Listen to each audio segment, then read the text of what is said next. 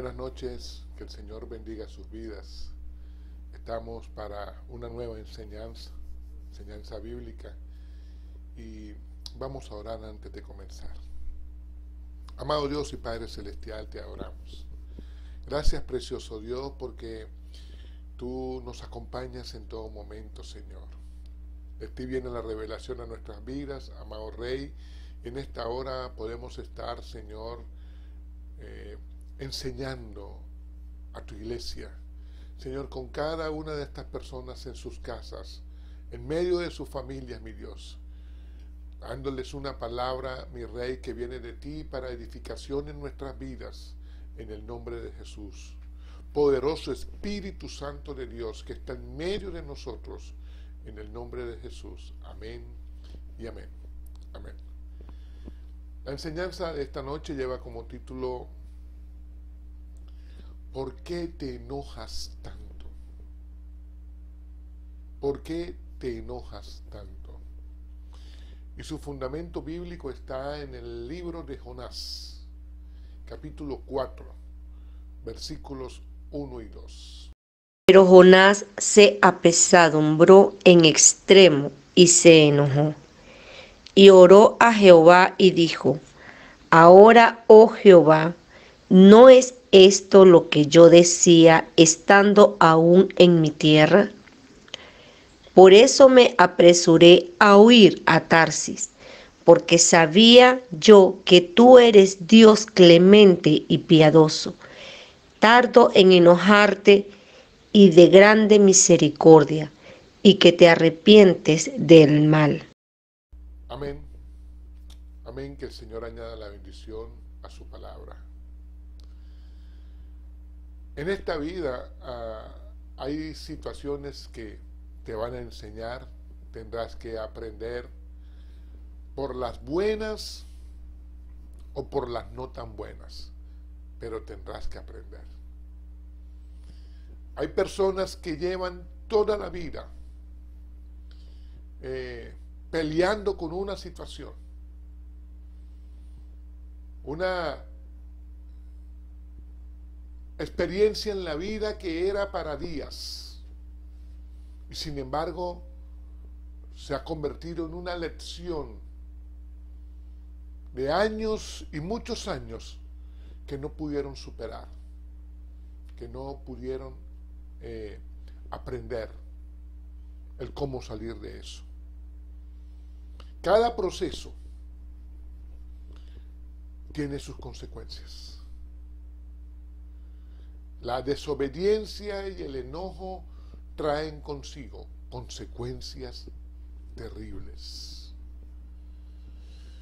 El libro de Jonás es un libro corto, podemos decir, pero nos deja una enseñanza muy importante en cuanto a la desobediencia y el enojo. En el capítulo 1, Dios le habla a Jonás de ir a predicar a una ciudad, el cual Jonás no la quería, no quería a los ninivitas. Y Jonás, descaradamente podemos decir, desobedeció a nuestro Señor y se fue 5.000 kilómetros de distancia de Nínive. Lo que hay entre Venezuela y Perú. Se fue a Tarsis. Y eso trajo consecuencias terribles. En la embarcación donde estaba fue descubierto que todo era por su culpa. La palabra de Dios nos habla de cómo nuestro Señor preparó una tormenta y cuántas cosas ocurrieron en esa embarcación hasta que Jonás fue lanzado al agua. Igualmente Dios preparó un pez grande que vino y lo tragó. Ese fue el capítulo 1. Las consecuencias de la desobediencia, del enojo en las personas, de hacer lo que les da la gana en algún momento. Y cómo cuando Dios te habla, en aquel tiempo con voz audible, hoy mayormente en la palabra, porque Dios también te pudiese hablar hoy audiblemente, pero mayormente es en la palabra y también como Jonás, a veces descaradamente se desobedece a nuestro Dios. En el capítulo 2, desde el estómago de ese pez, Jonás ora y se arrepiente. Jonás le pide al Señor que tenga misericordia de él, arrepentido por toda esta situación. Y ese capítulo 2 es una oración de Jonás. Pero en el capítulo 3, Jonás llega a Nínive. Dios lo usa poderosamente. Un mensaje sencillo y poderoso. Arrepiéntanse que en 40 días, si no hay arrepentimiento, esta ciudad será destruida. La palabra llegó incluso al rey y hasta los animales ayunaron. Y vino arrepentimiento en toda la ciudad. Ganó a esta ciudad para Dios. Jonás, el predicador, el profeta. Y aquí, aprendiendo una lección, obedeció. Pero en el capítulo 4 nos encontramos que él estaba muy enojado y le reclama a Dios y se fue a un mirador fuera de la ciudad a esperar que fuera destruida la ciudad. Y ahí Jonás, con la calabacera que le cubría, preparado para ver la destrucción de Nínive. Y luego enojado con Dios por lo que le ocurrió a la calabacera. O sea, en este libro de Jonás podemos ver de que hay situaciones, hay procesos que traerán consecuencias consigo cuando desobedecemos, cuando nos enojamos con Dios y nos enojamos con todo nuestro entorno. Quiero que te imagines por un instante que tú eres Jonás.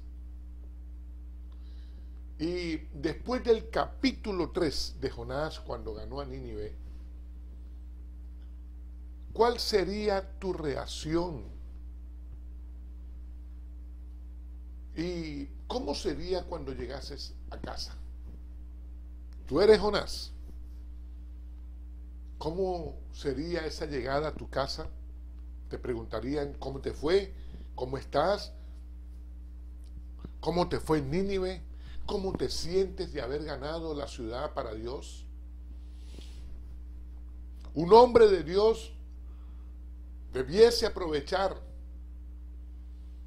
el ganar, el consolidar, el discipular y el enviar personas para hacer lo mismo, porque tenemos que llenar toda la tierra con el mensaje del Evangelio. Un hombre de Dios abriría células, discipularía, abriría iglesias en cada distrito, en cada sector, en cada territorio.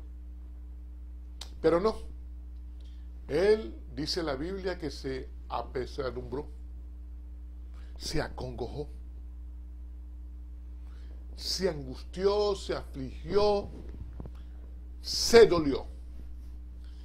La palabra de Dios dice en Proverbios 12:25 que la congoja angustia el corazón, aflige el corazón, y la buena palabra lo alegra. No es bueno en nosotros la congoja. Él también se enojó en extremo. La rabia lo llenó. Él se airó. Y la palabra de Dios dice en Efesios 4:26, airados, pero no pequéis. No se oculte el sol bajo nuestro enojo. Habrán situaciones en que tal vez En alguna cosa te puedes airar, pero no permitas que el día termine con ese enojo en ti. Pero también dice la Biblia que él oró. ¿Cómo oró? Oró enojado, quejándose seguro, murmurando. La palabra de Dios nos muestra en Filipenses capítulo 2, versículos 14 y 15. Dice que se quite de nosotros toda quejadera,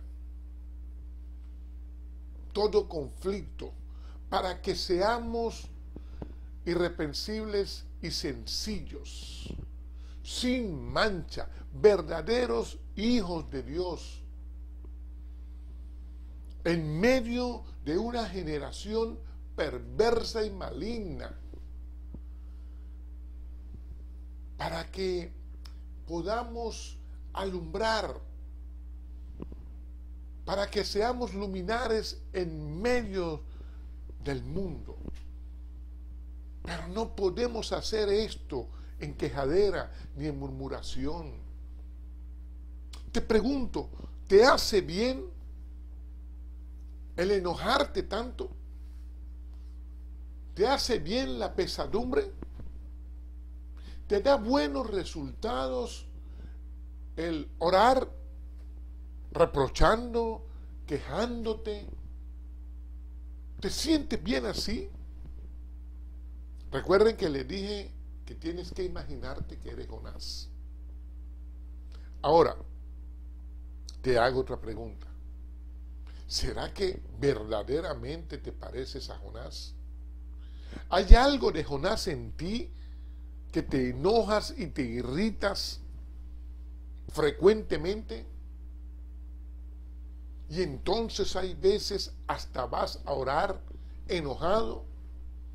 Y si no, te viene la depre, la congoja por aquello de la pesadumbre. Es bueno que te chequees si te pareces a Jonás. El enojo trae otras cosas consigo. Trae consecuencias terribles. Salomón lo dice en Eclesiastés capítulo 11, versículo 10, que quitemos de nuestro corazón el enojo, que no te permitas los males en ti. Sobre todo le habla a los adolescentes y a los jóvenes, que en aquel tiempo como hoy son los que más se enojan,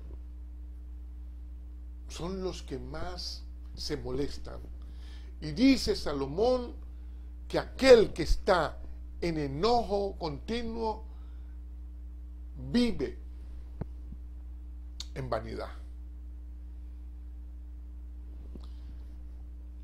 Cuando la persona está enojado, le puede llevar a la frustración, le lleva al resentimiento, a la ansiedad, pero también le puede enfermar depresión, tristeza, dolor. Cuando la persona está en esta situación, está impotente, y la tristeza continua es peligrosa, porque puede llevarle incluso a quitarse la vida como a Judas. Pero también esa tristeza, desde ahí puede producirse arrepentimiento. Hay quien se arrepintió en la tristeza, gloria a Dios, y así le ocurrió a Pedro. En un momento de tristeza muy profunda, él se arrepintió y el Señor lo levantó. Jonás no quería a los ninivitas, para nada. Y así hay gente hoy que, como Jonás sirvió enojado, así hay gente hoy que sirve enojado. Encontramos a gente en las iglesias que quizás no le gusta la asignación que le entregaron. Quizás no le gustan los líderes. Quizás no le gusta nada. Pero eso nace con un pensamiento. Eso nace pequeño. Pero no puedes darle largue a esto. Es preferible incluso que vayas a otra iglesia a que te quedes en enojo continuo. Pero creo que es más importante aún buscar la raíz del enojo. Porque si no, donde vayas, vas a estar molesto. Jonás quería ver a Nínive destruido, en cenizas. Pero imaginemos por un instante a un predicador así hoy. Cuando fuiste al servicio esta semana y el predicador, en vez de bendición, lo que te está soltando es palabra de maldición. Porque el que sirve enojado hoy, con tantas situaciones que enfrentamos en el día a día, creo que no va a poder hacer que esa iglesia avance. Hay gente que pudiese tal vez enojarse con Dios. Yo no le recomiendo eso, pero a veces ocurre. Gente que le reclama a Dios. Se molestó por una situación, una pérdida, un familiar, una enfermedad, una situación. Pero gloria al Señor por su misericordia, por la gente, por tu vida. Porque no es recomendable el enojo, y mucho menos cuando empieza la persona a reclamarle a Dios. Hay quien vive obstinado, amargado todo el tiempo, reprochando, sacando cosas, respirando por la herida. Y esto le lleva a una malcriadez. Ese es el nombre de esto, malcriadez. Pero espiritualmente esto se llama inmadurez. Sí, y más adelante te voy a mostrar por qué es inmadurez espiritual.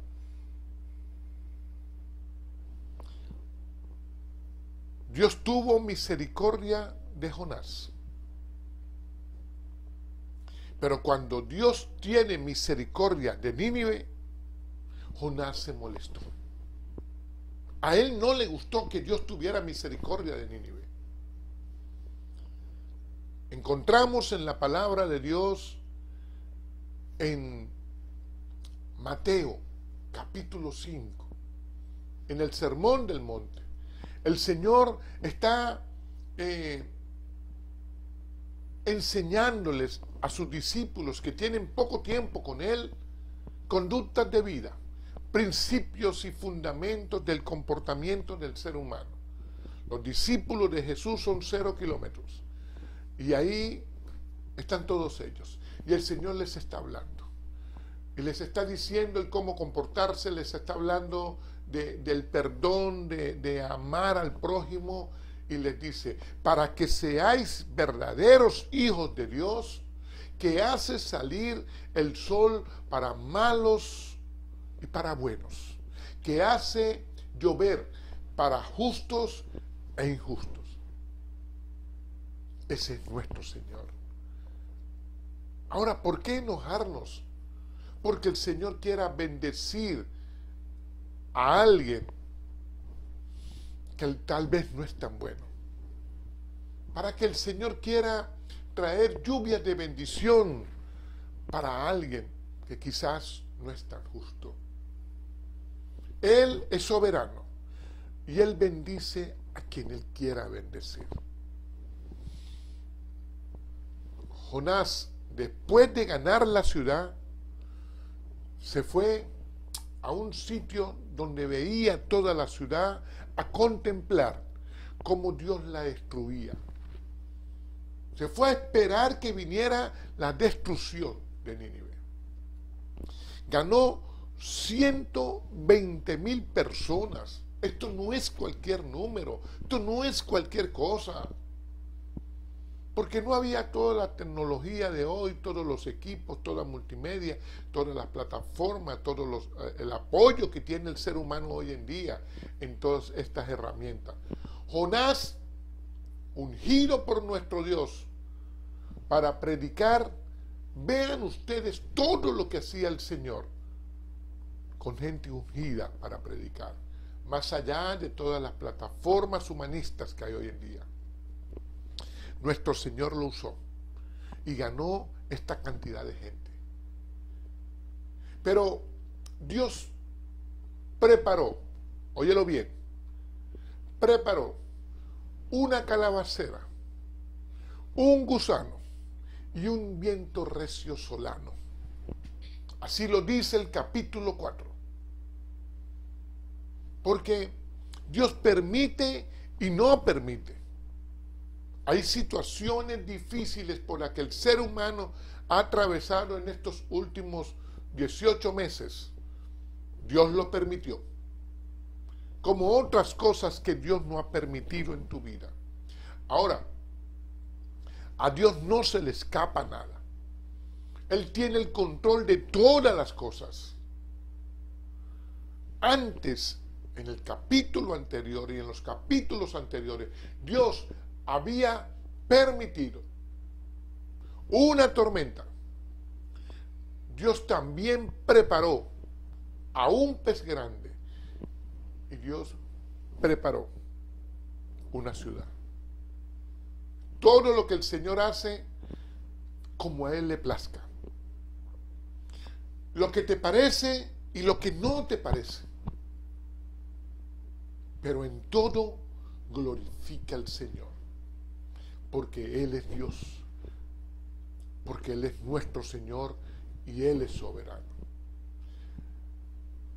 Hay personas que por el enojo han perdido una familia, una relación estable, la perdiste por el enojo.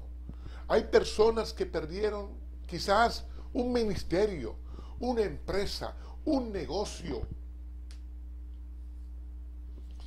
Hay quien pone su mirada en la calabacera. Hay quien vive en la calabacera un día y 3 días en enojo plus ultra cool. Lo máximo en enojo. Y entonces cuando la calabacera, las relaciones y conexiones con alguien importante en la tierra se cae, o aquel trabajo por el que abandonaste al Señor se cae, entonces estás enojado. Porque hay quien vive en la calabacera, o quien tiene la mirada puesta ahí, en las circunstancias. Hay quien termina negociando lo eterno por lo del momento. Recuerda algo, no todo en la vida va a ser bueno. Hay quien predica un evangelio de que todo va a ser bueno. No vivas en positivismo. Eso no es de los hijos de Dios. Vive en la palabra de Dios. Y aún en medio de las dificultades, confía. Porque la palabra de Dios dice que en el mundo tendréis aflicción, pero que confiemos porque Jesucristo venció el mundo. Juan 16:33. Hebreos 13:8 dice, Jesucristo es el mismo ayer, hoy y por los siglos. Quiere decir que nuestro Señor se mantiene firme. Él no va a cambiar lo que está escrito en la palabra porque tú estés enojado, porque estés molesto, porque tú reclames. A nuestro Dios no le da miedo que tú estés enojado. no te recomiendo que continúes en ese enojo. Tú sabes que si el Señor ha permitido que oigas esta enseñanza es porque hay cosas en ti que deben cambiar. Que algunas cosas no hayan salido como tú lo esperabas o como quizás estabas orando, no quiere decir que Dios no controla. Porque pudiese ser, lo más seguro es así, que Dios tiene para ti algo mejor que aquello que estabas esperando. Romanos 8:28 nos dice que todo aquel que ama al Señor, todas las cosas le ayudan a bien, de acuerdo al propósito con que Dios lo llamó. Lo que la Biblia me está diciendo es que hay una condición.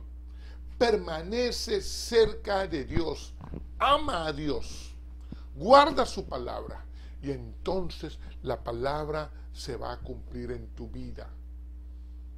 Y el Señor que te llamó, aún las cosas que parecen malas, las va a convertir en buenas. Muchas personas tenían metas y proyectos para el 2020. Y nuestro Señor, poderoso sobre todas las cosas, no las permitió.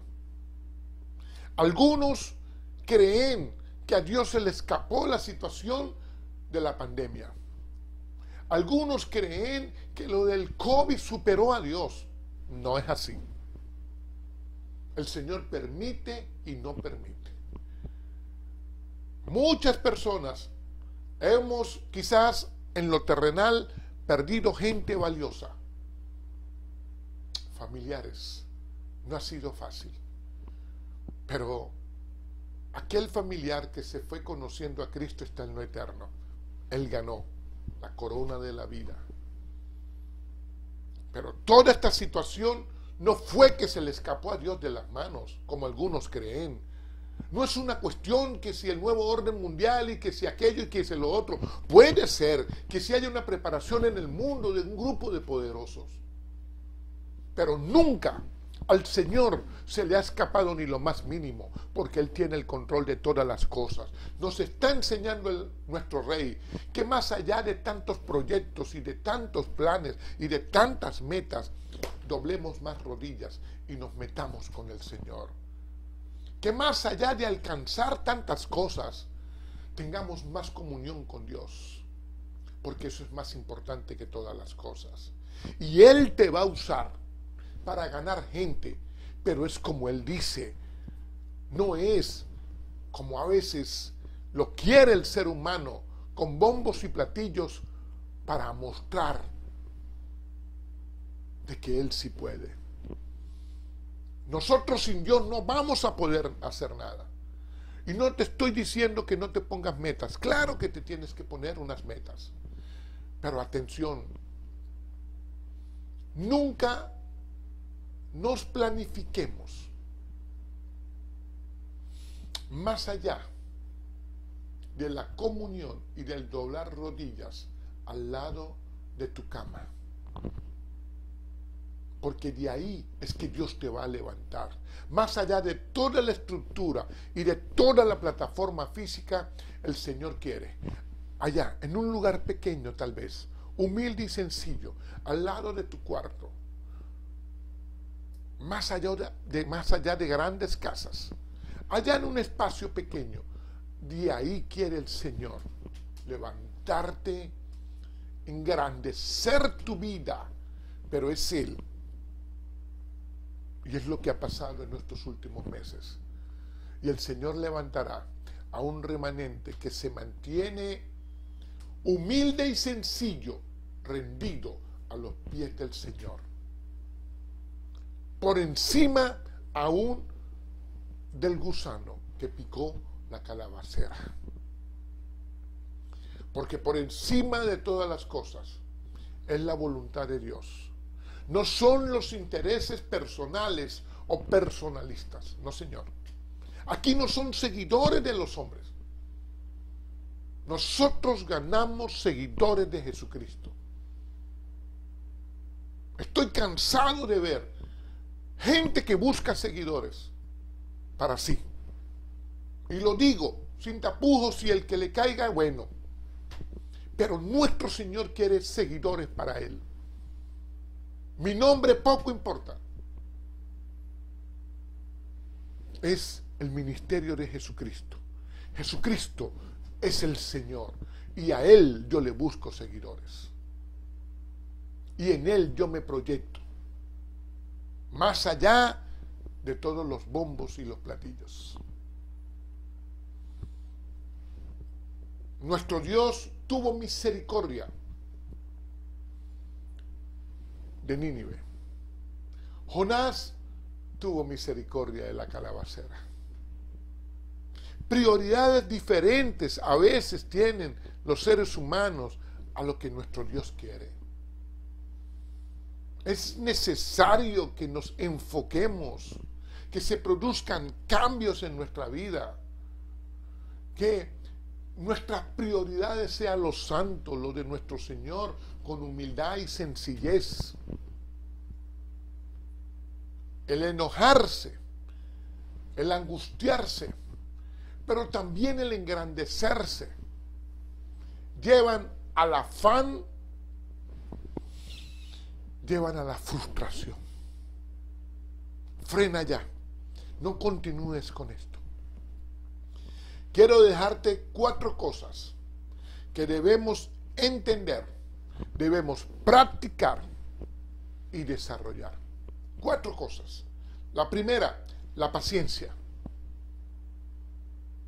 Y dice Proverbios, capítulo 14, versículo 29, que el que se tarda en airarse engrandece el entendimiento. Pero el que es impaciente de espíritu enaltece la necedad. ¿Eres entendido o enalteces la necedad? La paciencia es un fruto del espíritu. Tiene que ver con ser tardo para airarse. Tiene que ver con saber esperar. La paciencia es el principio de la perseverancia.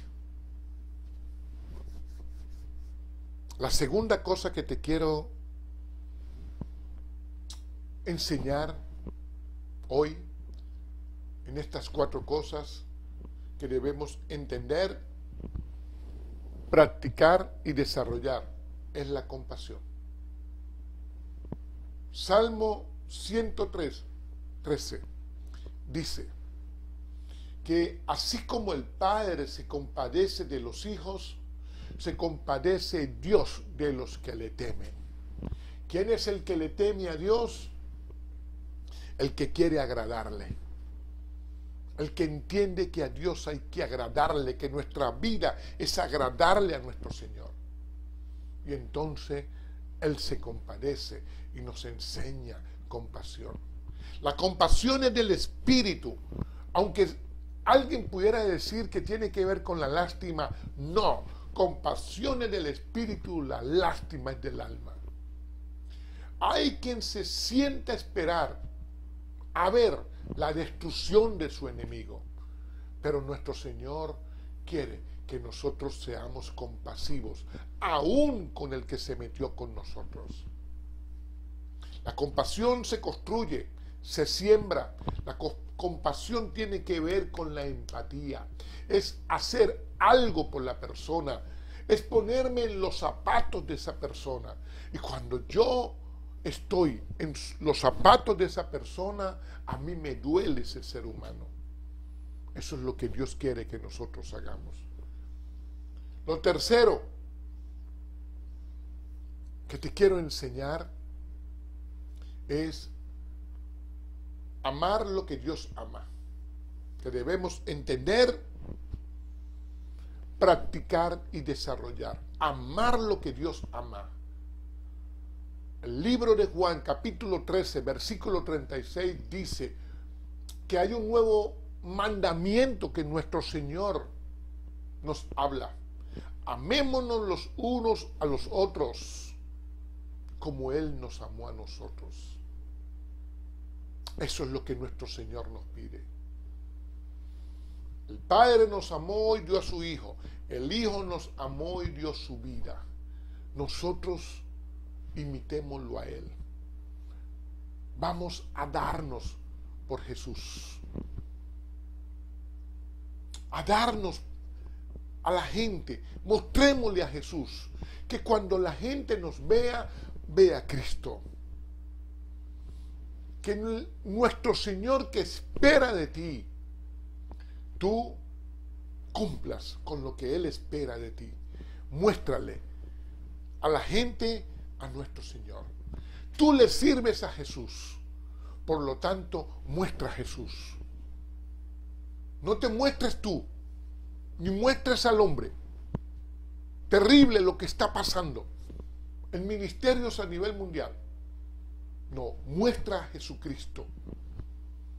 Ama a la gente de Dios, claro que sí, pero mostremos siempre a Jesucristo. Y entonces el amor de Dios a las personas.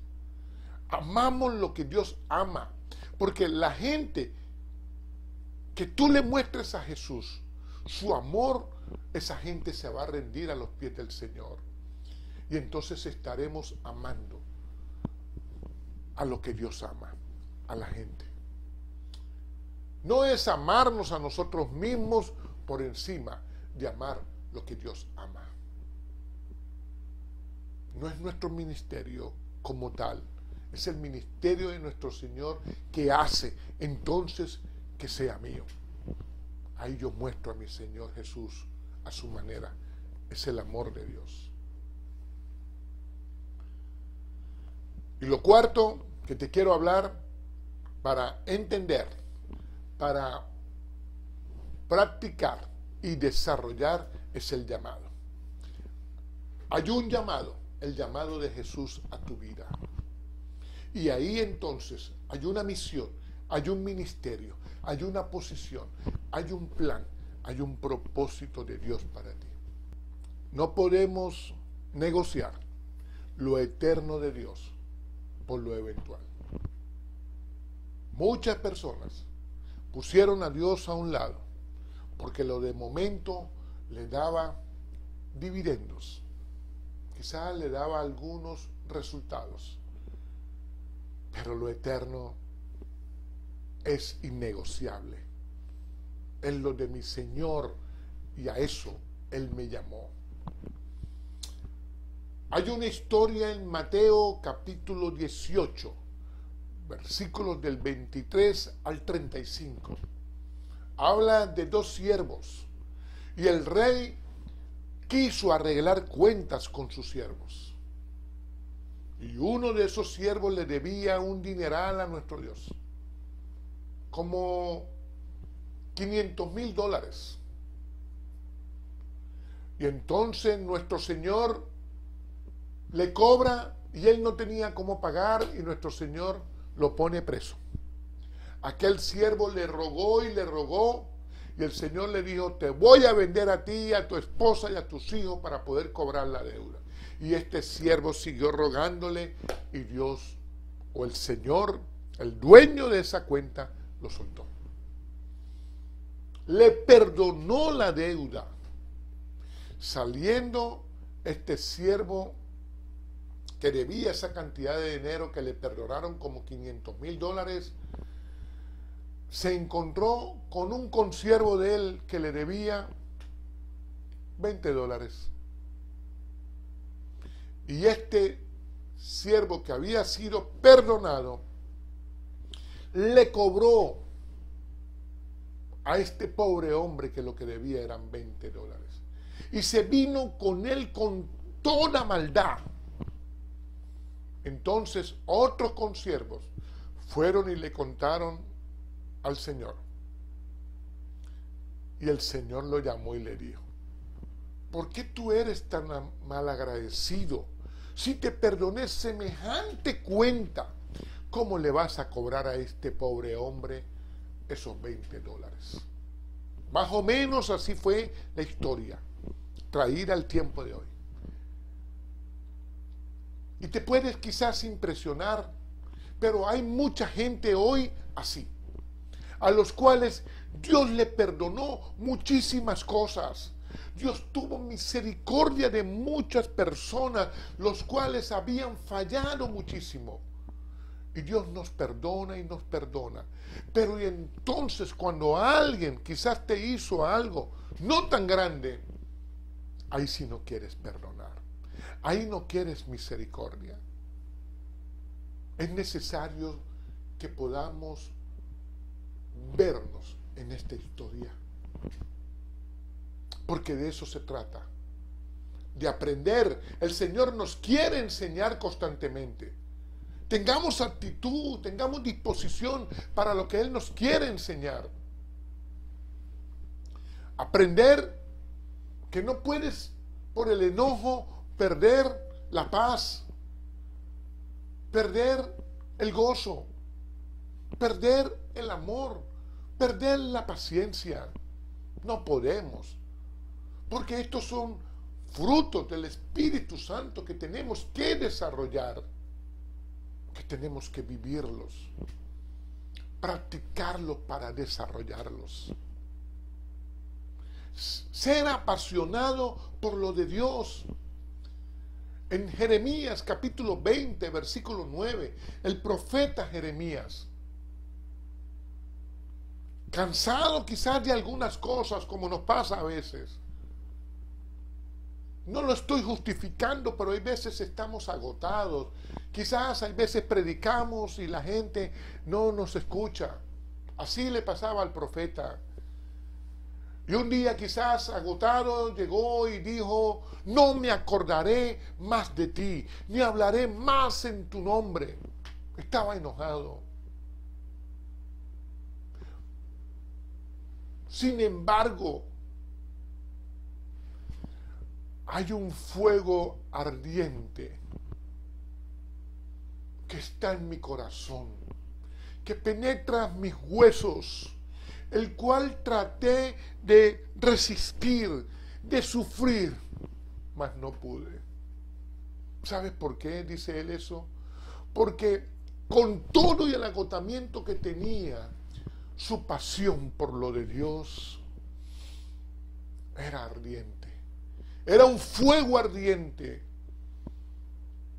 que está por sobre mis huesos. Sea apasionado por lo de Dios, más allá del cansancio que pueda venir a veces, más allá de las dificultades que tú enfrentes, porque realmente lo que te va a sostener en la vida es lo de Dios. Y lo mejor que nos puede haber pasado en esta vida ha sido conocer a nuestro Señor y permanecer en Él. Y entonces ese fuego ardiente está en mi corazón y penetra mis huesos.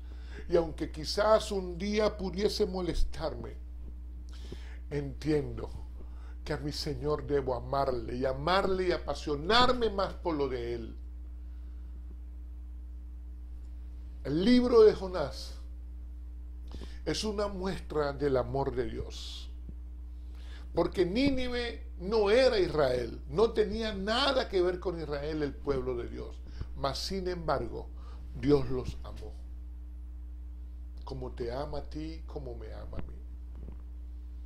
Efesios capítulo 5, versículo 2 dice: andad en amor, como vuestro Señor, como Cristo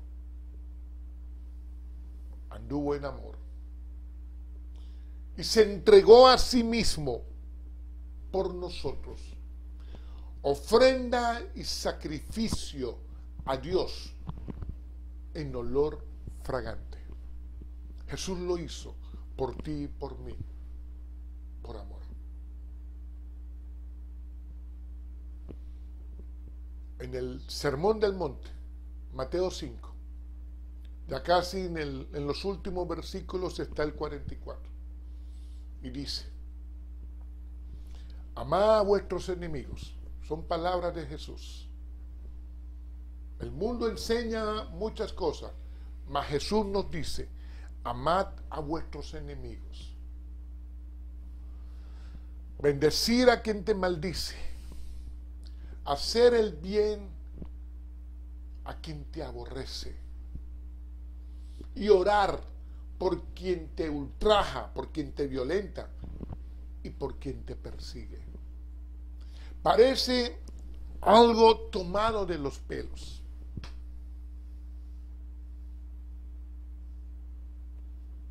Lo que la palabra de Dios me está diciendo, que eso que Jesús está hablando ahí, como lo habló Jesús, para mí, lo alcanzo solamente con Cristo. Sin Cristo no puedo. Yo, humanamente, no puedo. Amar a mis enemigos, incluso a veces no los busqué, llegaron solos.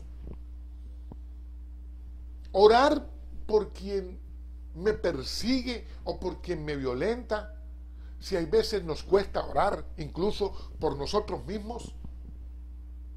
Hacer el bien a quien me hace el mal o a quien me aborrece, bendecir a aquel que maldijo mi vida. Sí, eso es lo que Jesús está enseñando.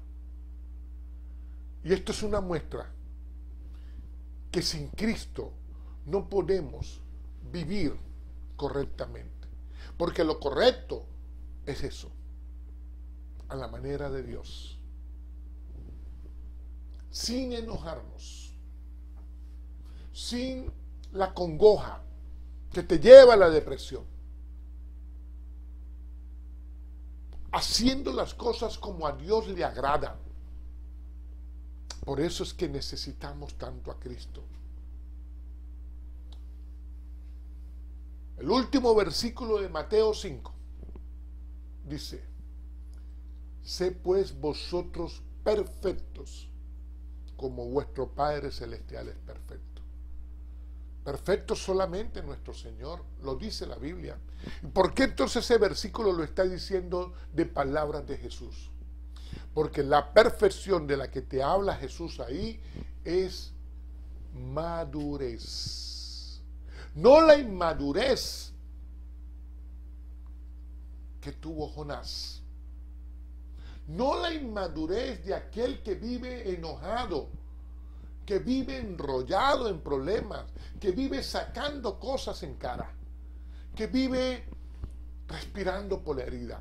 Eso es inmadurez espiritual.